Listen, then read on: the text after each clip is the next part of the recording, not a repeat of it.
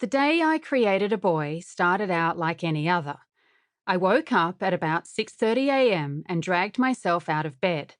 I wrote a few paragraphs for the short story I'd been working on. Then I had a shower, brushed my teeth, and this is what you're starting with?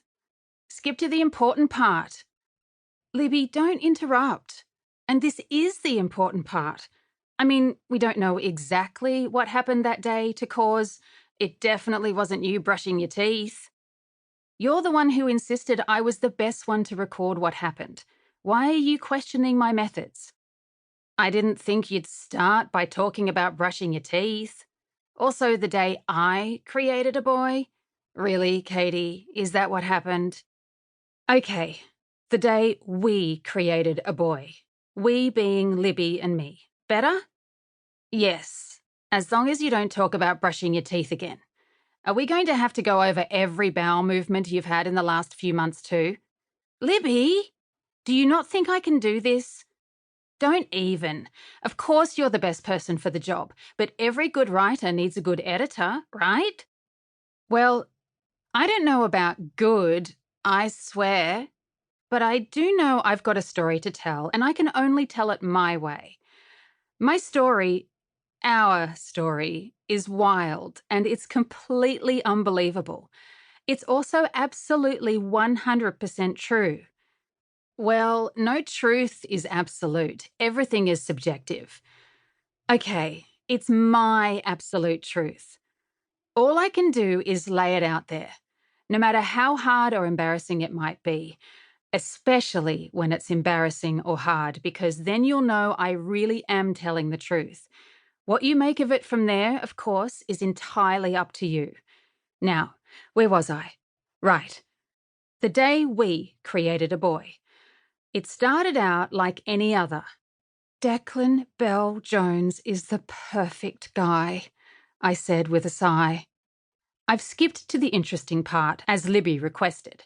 Well, not the really interesting part. That comes a little later, but the lead-up is important, trust me. It was a Friday after school, and Libby and I were dawdling by the soccer field on our way home so that I could sneak glances at Declan Bell Jones as he trained. He was in my geography class, and I'd been staring at the back of his head all year. I'd memorized every inch, the ashy blonde hair, the tan skin of his neck, the little mole just below his hairline which his collar caressed every time he moved, which was often. He was a fidgeter.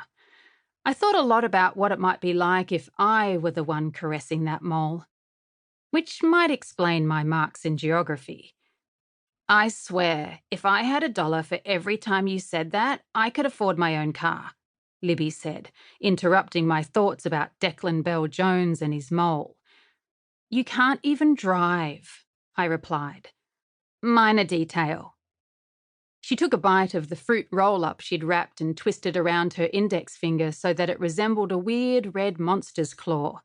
Still chewing, she said, Anyway, what did Miss Louise say? I'd hung back after 6th period to talk to my art teacher about signing up to paint a mural on one of the walls around the main quad. The school had designated 6 areas for students to decorate.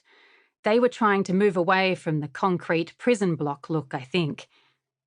They just want free labour, Libby had muttered when the news was announced at assembly that morning. But she'd nagged me non-stop for the rest of the day until I agreed to speak to Miss Louie. That's the thing about Libby. She grumbles that I spend too much time daydreaming, but she's also my biggest supporter. She believes in me more than I believe in myself most of the time. I've known her for longer than I can remember. Literally, we met in preschool. We have the kind of friendship where you can tell the other person anything, and we won't take offense or judge each other. I mean, we even fart around each other. That's how you know it's true friendship. She said she thinks I'd be great, I told Libby. Marvellous was the word she used, actually. I smiled to myself. Hearing my favourite teacher say that about me had unravelled the nervousness I felt about putting my art, and myself, out there. Marvellous, Libby intoned, in a pretty good imitation of Miss Louie. See, I told you.